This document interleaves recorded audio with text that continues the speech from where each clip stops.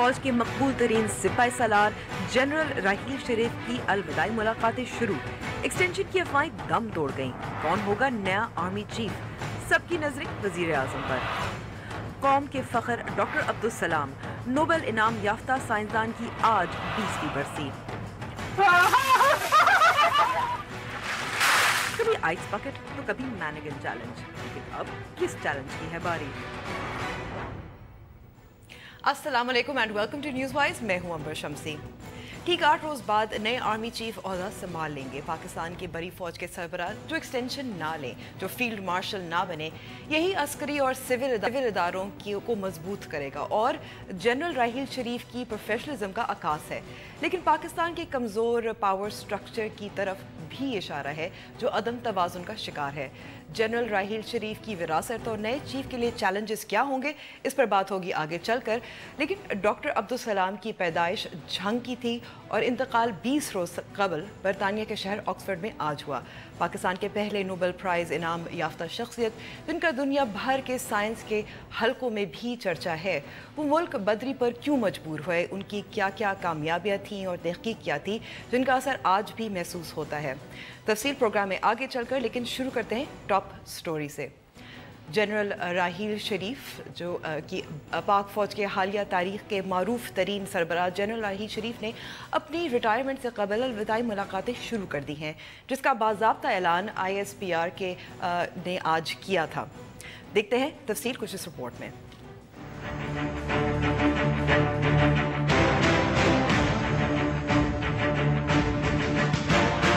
Army chief की अलविदाई मुलाकातों के ऐलान के बाद जनरल राहील शरीफ की मुद्दत मुलाजमत में तोसी के हवाले से गर्दिश करने वाली अफवाहें भी दम तोड़ गई हैं और अब नए चीफ की तैनाती के हवाले से चहमगोइयां शुरू हो गई हैं। तवक्को की जा रही है कि नए आर्मी चीफ के नाम का ऐलान भी अगले चंद रोज में कर दिया जाएगा। जनरल राहील शरीफ की मुद्दत मुलाजमत 27 नवम्बर को खत्म हो रही है और नए आने वाले आर्मी चीफ एक बाकायदा सरकारी तकरीब में उनसे ओहदे का चार्ज लेंगे, जिसके बाद अफवाज पाकिस्तान की कमान तब्दील हो जाएगी।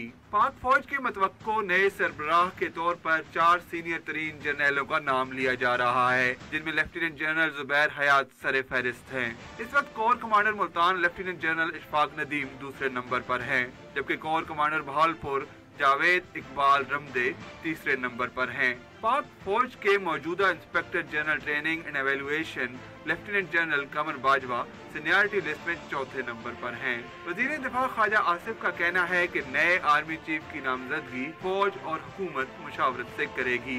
जनरल राहील शरीफ की सुबकदोशी के बाज़ाब्ता ऐलान के बाद पाक फौज के एक इंतहाई पेशावर और निडर सरबराह के अहद का खात्मा हो रहा है। इस अहद के दौरान सरअंजाम दी जाने वाली खिदमात बरसों याद रखी जाएंगी। जनरल राहील शरीफ ने दहशतगर्दी और शिद्दत पसंदी के खिलाफ जिस उलल अज़मी से जंग शुरू की थी और फौज को सियासत से दूर रखने में जो किरदार अदा किया, उसको जारी रखना बरी फौज के नए सरबराह के लिए हकीकी चैलेंज होगा।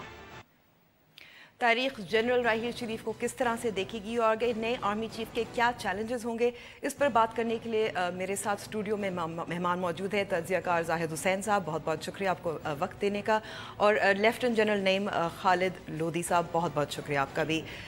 सबसे बात करते हैं विरासत की, लेगेसी की। ऑपरेशन ज़रब अब्स ज़ाहिर सर फहरिस्त है। जी बहुत शुक्रिया। पहले तो मैं ये कहना चाहूँगा, और मेरा ख्याल ये बात मालूम भी है, नाजरीन को भी, आपको भी मालूम होगी कि जो पाकिस्तान आर्मी एक इंस्टीट्यूशन है और बड़ा मजबूत इंस्टीट्यूशन है, और इसकी मजबूती का मैं राज भी आपको बताता जाऊँ। मेरा ख्याल ये है कि नो पॉलिटिकल इंटरफेरेंस, और मैं ये छोटा सा ऐड कर दूं कि अगर बाकी इदारों में भी ये बात हो जाए कि सरबराह का जो चुनाव है वो बिल्कुल प्रेरोगेटिव है, जिसका है वो करे, और बाकी छोड़ दे उस अदारे पर, तो बहुत अच्छा हो सकता है। कमिंग बैक लेगेसी, देखिए बात यह है कि एक बहुत अहम फेज़ से मुल्क गुज़रा है उनकी क़यादत में। ये जो पिछले 12 साल से तकरीबन दहशतगर्दी की जंग जारी थी, जिसमें जो सही मानों में जंग शुरू हुई वो उस वक्त जब स्वात का ऑपरेशन हुआ, जनूबी वज़ीरिस्तान का ऑपरेशन हुआ, और जो एजेंसीज़ हैं उसका ऑपरेशन हुआ। लेकिन उसके बावजूद एक कला टेररिस्ट का मौजूद था शुमाली वज़ीरिस्तान में, और उसके लिए बड़ी हिम्मत की ज़रूरत थी, बड़ी तैयारी की ज़रूरत थी। तैयारी फ़ौज ने कुछ पहले भी कर रखी थी, میرا خیال یہ ہے کہ ایک بڑی اچھی ڈیسیجن میکنگ انہوں نے کی، ایک فیصلہ کیا، اور یہ وہ کام ہے جو جنرل کیانی کے دور میں ظاہر ہے نہیں ہو سکا تھا، بلو بیک خوف تھا کہ بلو بیک میں یہ کہوں گا کہ جنرل کیانی نے یہ اس کے لیے استوار کی جو انوائرمنٹ بنائی، اور دوسرا یہ آپ کو یاد ہوگا کہ اس آپریشن کے شروع ہونے سے پہلے جو پولیٹیکل ہائرارکی ہے، لیڈرشپ ہے، وہ بات چیت کرنا چاہیے، جس میں کوئی مذائقہ نہیں، بات کرنی چاہیے، لیکن وہ پھر کچھ ایسے 2-3 کام ہوئے جس کی تفصیل میں نہیں ہم جاتے کہ ایک دم یہ کام کرنا پڑا، لیکن بہت اچھے خوش اسلوبی سے ہوا۔ لیکن اور باتیں بھی بہت ایسی ہیں جو توجہ طلب ہیں کہ general Raheel Sharif with in army بہت پاپولر تھے، لوگ باقاعدہ ان کو پیار اور محبت کرتے تھے، پاکستانی عوام میں بہت پاپولر تھے، آپ کو معلوم ہے کہ کیا کچھ، اور انٹرنیشنل لیول پر بھی ان کو مانا جاتا تھا۔ تو یہ ہے کہ لیکن یہ میں کہوں گا کہ جنرل کیانی کے کاموں کا ایک تسلسل تھا، اور آخری فیز جو بہت امپورٹنٹ تھا وہ انہوں نے کیا۔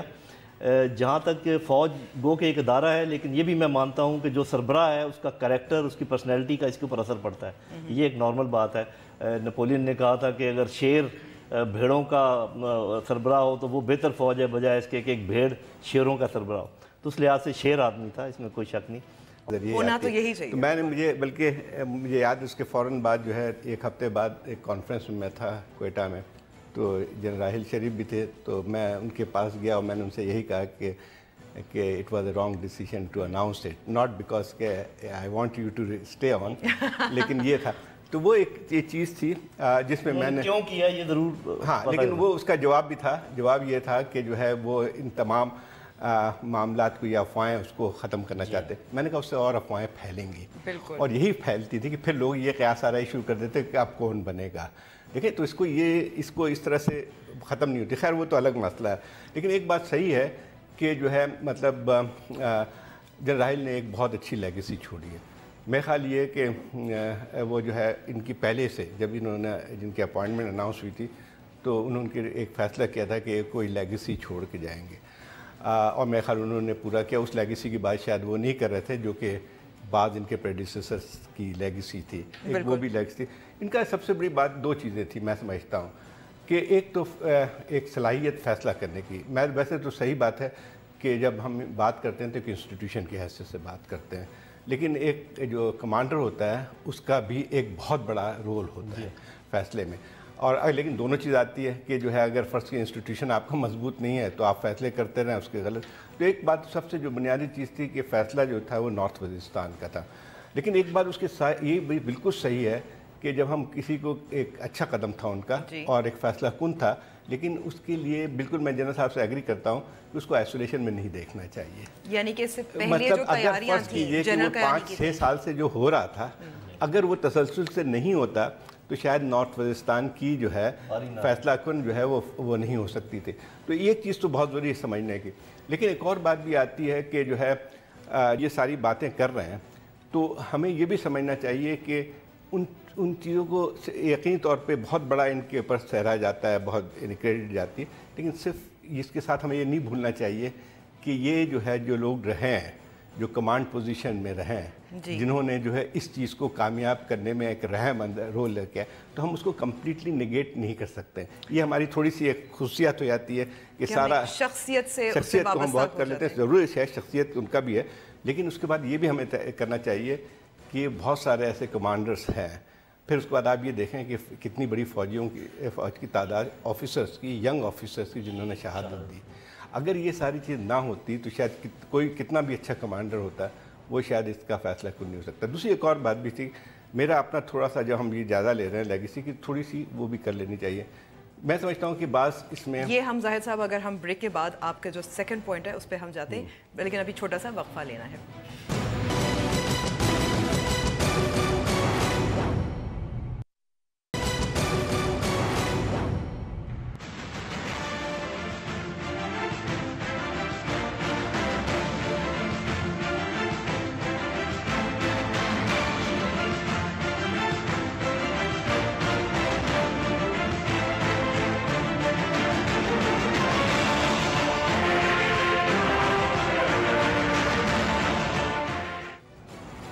نیوز وائز میں ایک بار پھر خوش آمدید۔ ब्रेक से पहले हम बात कर रहे थे जनरल राहील शरीफ की जो लेगेसी जिसको सब याद रखते हैं वह ऑपरेशन ज़रब-ए-अज़्म, लेकिन जाहिद साहब आप एक और पॉइंट कर रहे थे कि उनकी लेगेसी में और क्या एक लेगेसी में थोड़ा सा एक पॉजिटिव पॉइंट भी रखें जो कि पहले हमें नज़र नहीं आती थी। वो ये थी एक प्रोफेशनल सोल्जर की हैसियत से he was always on the front, और जिसकी वजह से मोरल बहुत हाई होता है अपने फ़ौजियों का। जब आप ख़ास तौर पे जब एक कॉन्फ्लिक्ट रीजन में आप जाएं तो इनका ताल्लुक़ जो है फ़ौज के साथ बहुत गहरा उस तरह से थे, जिसको कहते हैं कि यानी he was the commander who visited north western I think 1 दर्जन टाइम से ज़्यादा वीट पे। देखिए इसका एक सिर्फ उसका वो नहीं होता है कि आप इसको जो है इसका एक असर पड़ता है, लेकिन उसमें एक और बात भी थी कि जब हम सारी चीज़ें कर रहे हैं तो बहुत सारे ऐसे फैसले जो है वो भी गलत होते हैं। मैं समझता हूँ इनका एक तो था कि ठीक है he would never meet journalist, ठीक है, ये अच्छी बात थी, प्रोफेशनलिज्म का सबसे बड़ा तकाजा ये था। लेकिन उसके साथ जिस तरह से एक ISPR ओवर एक्टिव हो गया था वो उसको नहीं होना चाहिए था इतना, क्योंकि उसमें जब पर्सनालिटी बिल्ड करते हैं तो बहुत सारी चीज़ें उनको ज़रूरत भी नहीं थी। तो एक कमांडर जो है अपने एक्शन से पहचाना जाता है, वो पब्लिसिटी से नहीं पहचाना जाता है। एक तो ये बात है। तो आपको लगता है कि ISPR कुछ हद तक जिम्मेदार है जो पर्सनालिटी कल्ट वो क्रिएट करने की ज़रूरत नहीं थी। एक देखें एक कमांडर जो है, फौजी कमांडर जो है वो अपने एक्शन से पहचाना जाता है, उनके ऊपर जो है उसका फ़र्क नहीं पड़ता। अगर ना होता तो ज़्यादा बेहतर होता, और ये मेरे ख्याल बहुत ज़्यादा ओवर जब आप करते हैं चीज़ों को तो फिर उसके लिए ठीक भी नहीं होता है उसमें। दूसरी एक और बात भी थी कि आगे चल के जो है चैलेंजेस हैं हमारे लिए वो भी समझना चाहिए। थोड़ी सी आर्मी ओवर स्ट्रेच भी हुई है, मतलब ये था कि आर्मी सब काम नहीं कर सकती है, आर्मी के जो है बुनियादी काम वो अच्छे होने चाहिए उस पर करें, लेकिन जब आप फैलाते हैं उसको तो उसके बाद ये होता है कि वो इनकन्क्लूसिव जब रह जाता है तो बहुत सारी चीज़ें, जैसे आप कराची ऑपरेशन अच्छा कदम था, बहुत अच्छे पॉजिटिव चीज़ भी, लेकिन एक बहुत बड़े सवालिया निशानात भी वहाँ पे मौजूद हैं कि जो है वो रेंजर्स के ऑपरेशन था, आर्मी का नहीं था, but army was behind it. तो उसमें जो है ये चीज़ें भी जो है हमें सोचनी पड़ेंगी। उससे जो है उसके अलावा जो है मैं समझता हूँ कि और भी हैं मतलब चीज़ें कि जो है ये तय करना पड़ेगा। जैसे बलूचिस्तान का मसला है, बलूचिस्तान का मसला जो है वो अभी भी जो है वो बहुत सारी चीज़ें जो हैं, पहले गलतियां बहुत ज़्यादा हो चुकी हैं, जिस तरह से हमने हैंडल किया था उससे कुछ तो बेहतरी आई है, लेकिन अभी तक मैं समझता हूं कि उसमें अभी भी ज़रूरत है कि हम अपनी जो है सोच को, स्ट्रेटजी को वहाँ पे यानी एक लिहाज से रिव्यू करते रहें, क्योंकि अभी भी मुझे बहुत सारी चीज़ें नज़र आती हैं कि the way it is being handled वो जो है उसमें बहुत सारी खामियाँ हैं।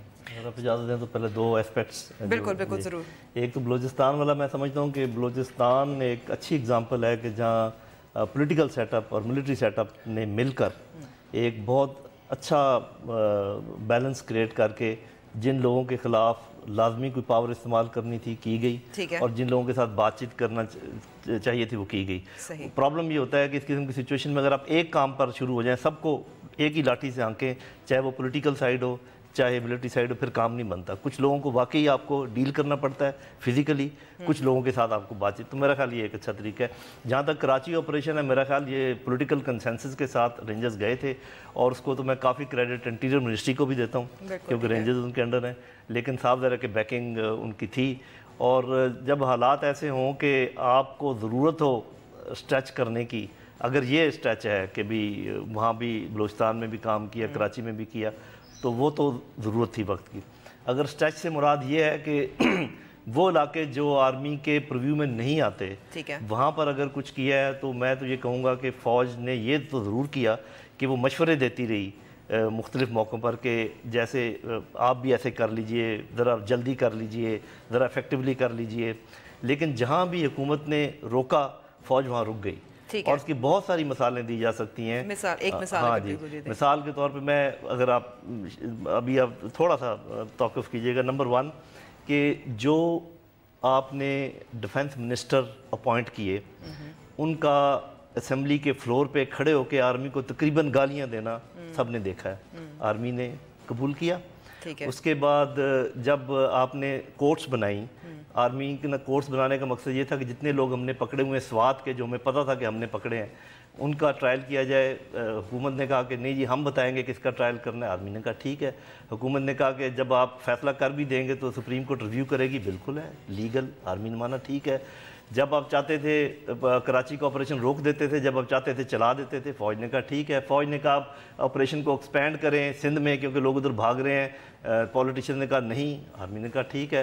फ़ौज ने कहा कि आप जनूबी पंजाब में ऑपरेशन करें और हुकूमत ने कहा जी नहीं करेंगे, आर्मी ने कहा ठीक है। काउंटर टेररिज्म डिपार्टमेंट पंजाब थोड़ा हाँ जी, जो भी है वो एक्टिव हुआ। फिर ये जब भी जिसको न्यूज़ गेट कहते हैं, न्यूज़ लीक कहते हैं, आपने देखा, मैं ये समझता हूँ कि जिस तरीके की कमेटी बनाई गई है, जो भी है, अगर मैं अल्फाज बहुत एहतियात से भी इस्तेमाल करूँ तो आर्मी के मुंह पर एक थप्पड़ मारा गया, लेकिन आर्मी ने बर्दाश्त किया। तो मैं ये समझता हूँ कि फ़ौज ने बहुत मशवरे दिए और उनको कुछ लोगों ने डिक्टेशन समझा जो कि गलत है, कुछ लोगों ने ये कहा कि पॉलिसियाँ वहाँ पर बनती हैं जो मैं कहता हूँ गलत है। फ़ौज ने मशवरे दिए और अपने मैंडेट में रही, और ये मेरा ख्याल एक बहुत कारनामा है कि तमाम ये बातें इतने पॉपुलर होने के बावजूद, इतना लोगों के डिमांड होने के बावजूद, जैसे अब मैं जाहिद साहब पे यहाँ थ्रो करूँगी कि लेकिन फिर ये एक आर्ग्यूमेंट तो रहता है कि फ़ौज को तो जाहिर है सिविलियन ओवरसाइट जो है वो तो कबूल करनी पड़ेगी, ये तो हमारी आइन, हमारी जमहूरियत यही कहती है। ऐसा ही हुआ। एक इम्बैलेंस तो पड़ा हुआ, हिस्टोरिकली एक इम्बैलेंस है, और वो मेरा ख्याल ये कि उसको ख़त्म होना चाहिए। लेकिन वो यकीन तौर पे ख़त्म होने का मतलब ये नहीं कि एक तरफा कोई उस पर फैसला कर लें कि कल से सुप्रीमेसी हो जाएगी और सब ठीक हो जाएगा। सुप्रीमेसी के लिए ज़रूरी होता है कि आप जो है अपनी एक पॉलिसी को असर्ट करें। सुप्रीमेसी का मतलब ये नहीं होता है कि आप कहें कि कल से जो है फ़ैसले हम करेंगे, फ़ैसले लिए जाते हैं और फिर जो है वो उसी तरह से जो है लोग कबूल भी करते हैं। मेरे ख्याल इसमें खासी कॉम्प्लिकेशंस है। लेकिन ये ज़रूर है कि एक कल्चर जो थोड़ा बहुत रहा है, एक हिस्टोरिकल एक बैगेज ज़रूर है। हिस्टोरिकल बैगेज उसकी वजूहत भी रही हैं कि आर्मी यहाँ पे जो है इक़्तिदार में इतने अरसे तक रही है। उसके बाद जो है वो पाकिस्तान की जो ख़ुद एक मखसूस जोग्राफ़ी सूरत हाल जो है उसकी वजह से भी नेशनल सिक्योरिटी के जो है बहुत सारे तकाज़े ऐसे थे जो कि फ़ौज के पास ज़्यादा होता चला गया। लेकिन उसके साथ और दूसरी बात और भी है कि जैसे फॉरेन पॉलिसी के बहुत सारे ऐसे सेक्शन हैं जो कि फ़ौज करती रही है, उसमें बहुत सारी चीज़ें। तो अब लेकिन वही बात आती है कि मैं ज़रूर बात करना चाहूँगा जब तो मैं ये नहीं कह रहा हूँ कि किसी ने ज़बरदस्ती ये कर रहा है, मैं ये कह रहा हूँ कि इस इम्बैलेंस को एक ख़त्म होना चाहिए, लेकिन उसकी ज़िम्मेदारी बहुत ज़्यादा जो है सिविलियन हुकूमत पे भी आती है कि ये सिर्फ कहना काफ़ी नहीं है कि हमारी कल से जो है सुप्रीमेसी जो है पॉलिसी के ज़रिए होती है, और अगर आप नहीं करते हैं, लेकिन उसमें ये बात है कि आइंदा जो बनने आ रहे हैं उनके लिए बहुत चैलेंजेस बहुत होंगे। जो कमांडर कल्चर जो है वो तो तमाम चीज़ें छोड़ गए हैं, और दूसरा और भी स्टैंडर्ड के अलावा और भी चैलेंजेस हैं। देखिए पाकिस्तान इस वक्त जो जिस सूरत हाल से गुजर रहा है वो एक्स्ट्रा ऑर्डिनरी सिचुएशन है। मतलब बावजूद इसके कि हमें कामयाबी हुई है ज़रब अर्ज़ पे, लेकिन हमारे चैलेंजेस अभी भी बहुत ज़्यादा हैं। इंटरनल सिक्योरिटी, बलूचिस्तान में हालिया कुछ जो हमले हैं वही है कि इंटरनल सिक्योरिटी के बहुत ज़्यादा खदशात हैं। अभी भी पाकिस्तान को सबसे बड़ा ख़तरा जो है इस वक्त भी आपके जो है जिसको कहते हैं वायलेंट एक्सट्रीमिज़म से, और वायलेंट एक्सट्रीमिज़म की हम जब बात करते हैं तो सबसे ज़्यादा जो ख़तरनाक सूरत इख्तियार करती है वो एक्सट्रीमिज़म पे। मेरे ख्याल इसमें बहुत कुछ करना बाकी है, और उसके साथ साथ फिर हमारे एक्सटर्नल हालात भी हैं बहुत ज़्यादा। ईस्टर्न फ्रंट पे भी फिर अफगानिस्तान की सूरत हाल है, तो वो बहुत सारे चैलेंजेस बहुत ज़्यादा हैं अफगानिस्तान के साथ। एक तो मैं ये बात करना चाहूँगा कि ये सवाल मैं जाहिद साहब से भी, और कोई भी इसका जवाब मुझे दे दे कि आप क्या करना चाहते थे जो फ़ौज ने नहीं करने दिया, या आप क्या नहीं करना चाहते थे जो फ़ौज ने ज़बरदस्ती करवाया। ये सवाल मैं छोड़ रहा हूँ अफ़गानिस्तान के सिलसिले में, इंडिया के सिलसिले में, अमेरिका के सिलसिले में। बाकी अभी बात करते हैं टेररिज्म का, अभी क्या बहुत काम रह गया, इसमें कोई शक नहीं। इसके दो तीन फैसेट्स हैं। देखिए टेररिज्म, एक तो वो लोग जो हथियार उठा लेते हैं उनके साथ लड़ाई करना, ये एक शोबा है जो फ़ौज के हिस्से में आता है, वो मेरा ख्याल काम बहुत अच्छा किया। एक डिप्लोमेसी का शोबा है जिसमें आपको अपने दुश्मनों में कमी करना होती है और दोस्तों में इजाफा करना होता है। फ़ौज उस सिलसिले में कुछ नहीं कर सकती। एक साइको सोशल सेटअप है आपका जिसमें आपने लोगों को तालीम देनी है, लोगों को उनकी सेहत का ख्याल रखना है, उनको इकनॉमिक अपॉर्चुनिटी देनी है ताकि वो किसी का आलाकार ना बने। ठीक है, उसमें फ़ौज कुछ नहीं कर सकती। तो बहुत से ऐसे काम हैं जो हुकूमत के ज़िम्मे अभी भी हैं अगर टेररिज्म ख़त्म करना है। टेररिज्म ख़त्म नहीं हुआ है और ये ख़त्म नहीं होगा जब तक कि ये तमाम इसके अवामल को हम सब मिलकर ये काम नहीं करेंगे। ये सिर्फ फ़ौज का काम नहीं है। जाहिद साहब और लोधी साहब बहुत बहुत शुक्रिया वक्त देने का। अब हमें ब्रेक पे जाना है, ब्रेक के बाद हम डॉक्टर अब्दुल सलाम पर बात करेंगे। उनकी भी लेगेसी है, उन पे भी जो स्टेट ऑफ एजुकेशन है उस पर बात करेंगे।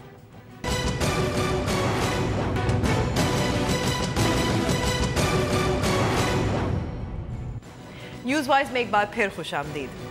डॉक्टर अब्दुल सलाम को कौन नहीं जानता। उन्होंने न सिर्फ पाकिस्तान बल्कि इस्लामी मुल्क के पहले नोबेल इनाम याफ्ता साइंसदान होने का एजाज़ अपने नाम किया। आज उनकी 20वीं यौम वफ़ात पर उनकी ज़िंदगी पर एक report. United States and Abdus Salam of Pakistan for their contributions to the theory of unified weak and electromagnetic interaction. Doctor Abdul Salam न सिर्फ पाकिस्तान के बल्कि इस्लामी दुनिया के नोबेल इनाम हासिल करने वाले पहले साइंसदान थे। उन्हें 1989 में तबीयत का नोबेल इनाम दिया गया। डॉक्टर अब्दुल सलाम 1960 से 1974 तक हुकूमत पाकिस्तान के साइंस के मुशीर थे। स्पार्को और पाकिस्तान एटॉमिक एनर्जी कमीशन जैसे इदारा के क़याम में भी उन्होंने नुमायां किरदार अदा किया। 1974 में जब अहमदियों को गैर मुस्लिम करार दिया गया तो वो मुल्क से बाहर चले गए, लेकिन तब भी हुकूमती इदारों के सरबराहान उनसे रहनुमाई लेने के लिए लंदन या इटली जाते थे। डॉक्टर अब्दुल सलाम बड़े साइंसदान तो थे, लेकिन बहुत कम लोग ये जानते हैं कि साइंस के साथ उन्हें अंग्रेजी और उर्दू अदब से भी गहरा लगाव था। डॉक्टर अब्दुल सलाम ने गालिब पर कई मज़ामीन लिखे हैं और वो हर मौजू पर किताबें पढ़ते थे। अगरचे पाकिस्तान डॉक्टर अब्दुल सलाम के इल्म और दानिश से खातिर खा फ़ायदा तो नहीं उठा सका, लेकिन साइंस के मैदान में उनकी खिदमत को किसी तौर भी पसे पुश्त नहीं डाला जा सकता, जिनकी बुनियाद पर साइंस आज भी नई दरियाफ्तें कर रही है। डॉक्टर अब्दुल सलाम का क्या काम था और क्या पाकिस्तान दोबारा ऐसे साइंसदान पैदा कर सकता है, पैदा हो सकता है, बन सकते हैं? इस पर बात करने के लिए हमारे साथ लाहौर में मौजूद हैं परवेज़ हुदबॉय साहब। परवेज़ हुदबॉय साहब, डॉक्टर अब्दुल सलाम पे हम बात कर रहे हैं, उनकी ज़िंदगी पर। वो एक जीनियस थे। आपको लगता है जो उनका काम था उसका असर अब भी फिज़िक्स की दुनिया में नज़र आता है? नज़र आता है और ये आने वाले वक्तों में भी बिल्कुल दिखाई देगा, इसलिए कि अब्दुल सलाम और स्टीवन वाइनबर्ग की थ्योरी कलीदी हैसियत रखती है फ़िज़िक्स के मैदान में। जैसा कि आपने सुना होगा, दो बुनियादी क़ुव्वत, फितरत की दो बुनियादी क़ुव्वतों को उन्होंने यकजा किया था। एक तरफ बरक़ी मक़नातीसी क़ुव्वत और दूसरी तरफ कमज़ोर एटमी क़ुव्वत। तो इनको यकजा करना एक बहुत बड़ा कारनामा था और इसके जो असरात हैं और इसके जो इससे आगे जो चीज़ें निकलेंगी वो हम अगले चंद दहाइयों क्या सदियों तक हम ये देखते रहेंगे। मुझे इस बात का यकीन है कि इस थ्योरी को मज़ीद रिफ़ाइन किया जाएगा। आखिर ये कोई हतमी थ्योरी नहीं थी फ़िज़िक्स की, लेकिन ये बहुत बड़ा कदम था और पूरी दुनिया अब्दुल सलाम को इस वजह से जानती है। मेरे ख्याल में अब्दुल सलाम वाहिद पाकिस्तानी साइंसदान हैं जिनकी पूरी दुनिया में शोहरत है। आप किसी और के बारे में पूछें तो उनको उस शख्स के बारे में इल्म ही नहीं होता, नाम भी नहीं सुना होता, लेकिन आप फिज़िक्स के किसी भी डिपार्टमेंट में जाएं, कहीं भी दुनिया में अब्दुल सलाम का नाम लें तो एकदम उन्हें पता चलता है कि ये वो शख्स है जिसने ये बुनियादी काम किया था क़ुव्वतों को यकजा करने का।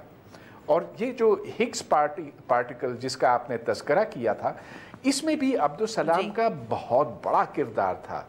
अब इसको हिग्स बोज़ॉन इसलिए कहते हैं कि जो बुनियादी आइडिया है वो पीटर हिग्स का था और 4-5 दीगर लोगों का था, लेकिन इसको जब theory of weak and electromagnetic interactions के साथ जोड़ा गया तब इस ज़र्रे की पेशन गोई हुई और 3 साल पहले ये यूरोप में सर्न में दरियाफ्त भी हुआ था। ठीक है, लेकिन ये भी कहा जाता है कि उनकी ज़िंदगी में उनकी कदर नहीं की गई, पाकिस्तान में नहीं की गई और वो मुल्क छोड़ने पर मजबूर भी हुए। हाँ, ये एक बहुत दर्दनाक दास्तान है क्योंकि अब्दुल सलाम पाकिस्तान से बेपनाह मोहब्बत करते थे, लेकिन यहाँ पर मजहबी तासुब और तंग नज़री की वजह से हमने उनको कभी नहीं पहचाना। हमने उनको धुतकारा, गो के वो चाहते थे कि वो पाकिस्तान के लिए बहुत कुछ करें और बहुत कुछ किया भी। अगर हम उनके कारनामों पर एक नज़र डालें तो पाकिस्तान में बहुत से ऐसे अहम इदारे हैं जिनकी बुनियाद अब्दुल सलाम ने डाली थी। और फिर जो त्रियस्ते में जो मरकज़ उन्होंने कायम किया था उनके नाम से है, जो अब उनके नाम से मंसूब है, उधर सैकड़ों पाकिस्तानी साइंसदान गए हैं और हर साल दर्जनों अब भी जाते हैं। मगर मैं ये कहूँगा कि उनका दिल, गो कि वो बाहर रहने पर मजबूर थे, और मजबूर दो वजूहात की बिना पर।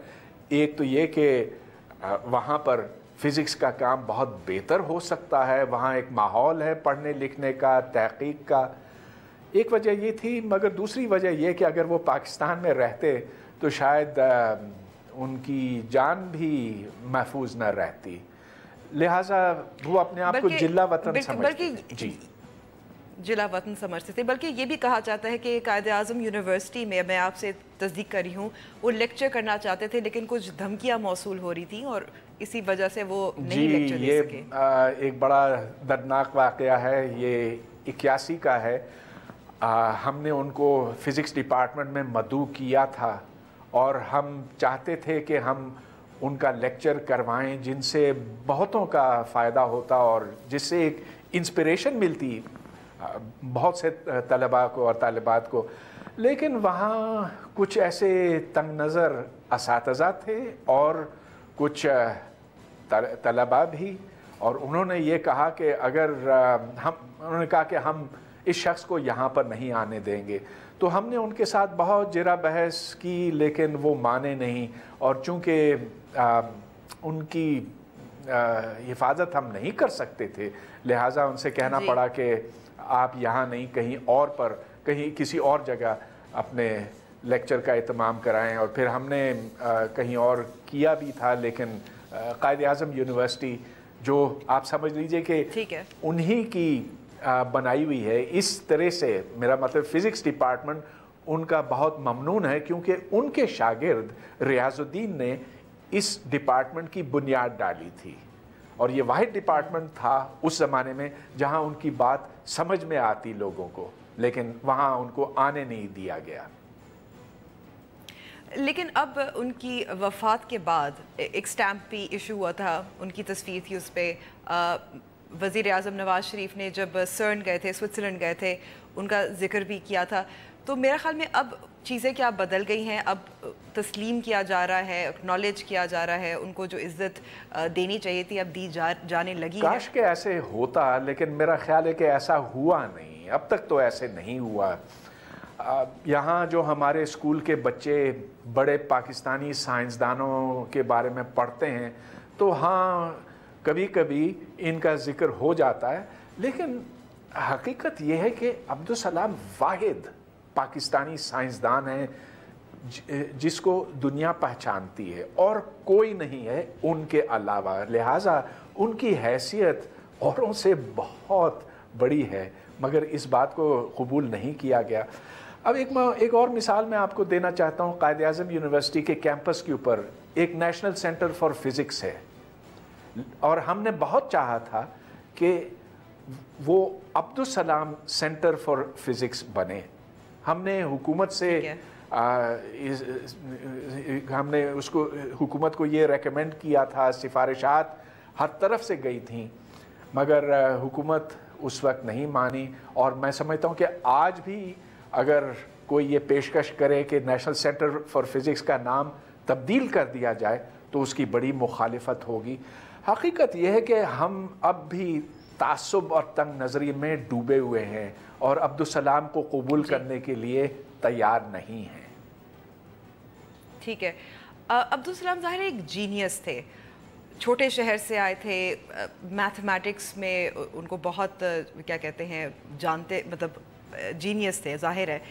लेकिन आपको लगता है किस किस्म के साइंसदान पाकिस्तान में पैदा हो रहे हैं, हो सकते हैं, ग्रूम हो सकते हैं, मुमकिन है? यकीनन हो सकते हैं, क्योंकि आला जहन के मालिक बहुत हैं। हमारे बच्चे बाज़ उनमें से जीनियस हैं, और मैंने खुद पिछले इस 1-1.5 साल के दौरान 2-3 ऐसे बच्चे देखे हैं जिनकी ज़हानत को देखकर मैं तो हैरान हो गया और अशश करता रहा। लेकिन उनमें वो जज्बा और वो जुस्तजू नहीं है जो एक साइंसदान के अंदर होनी चाहिए, वो ख्वाहिश कि वो कायनात को जाने और खोज लगाए। وہ صرف چارٹرڈ اکاؤنٹنٹ بننا چاہتے ہیں یا بزنس میں جانا چاہتے ہیں. اور میں سوچتا ہوں کہ جب انہیں ایک اتنا بڑا تحفہ ملا ہے تو وہ ان چیزوں کے اوپر کیوں ضائع کرتے ہیں؟ انہیں چاہیے کہ وہ سائنس کی طرف جائیں، فزکس کی طرف جائیں، ریاضی کی طرف جائیں.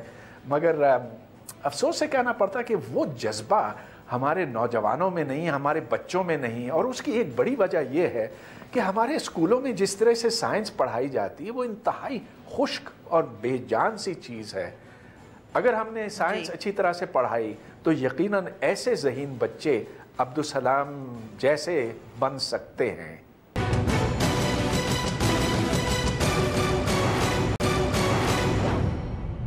سوشل میڈیا کے اس دور میں آئے دن کوئی نہ کوئی نیا چیلنج صارفین کی توجہ کا مرکز بنا رہتا ہے. کبھی آئس باکٹ ہوتی ہے یا کبھی مینیکن. لیکن آج کل کون سا چیلنج انٹرنیٹ صارفین میں بہت مقبول ہے؟ جانیے اس رپورٹ میں.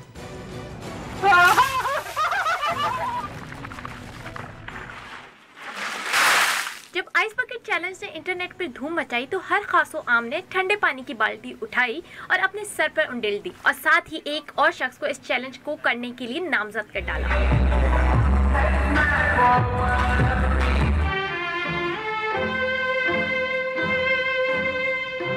اور پھر دور آیا مینیکوئن چیلنج کا. وائٹ ہاؤس سے لے کر کانسرٹ تک میں شریک افراد نے چند لمحوں کے لیے خود پر مجسماتی کیفیت طاری کر لی. لیکن مینیکوئن چیلنج کا زور ابھی ٹوٹا نہیں تھا کہ ٹرمپ از کمنگ یعنی ٹرمپ آ رہا ہے چیلنج نے انٹرنیٹ پر دھوم مچا دی. اس چیلنج میں کوئی ایک فرد ٹرمپ از کمنگ کی صدا لگاتا ہے اور باقی تمام افراد خوف کی حالت میں بھاگنے لگتے ہیں. تیزی سے مقبول ہوتے ہوئے اس چیلنج کی وجہ ہے امریکی عوام میں ٹرمپ کی صدارت کو لے کر خوف و خدشات. ہمارے وائٹ ہاؤس کے مکینوں کو چیلنج ہے کہ باقی چیلنجز کی طرح یہ چیلنج کر کے دکھائیں.